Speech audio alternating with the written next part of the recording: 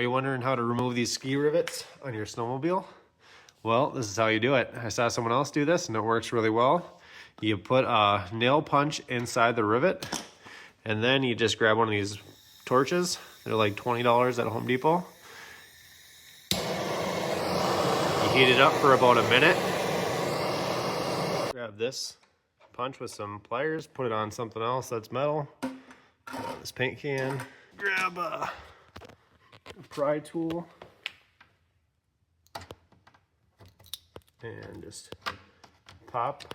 Oh shoot, sorry, I couldn't film that very good. Pop out the rivet with this pry tool, and that's that easy. And stay tuned because I'm going to show you how to put them in too.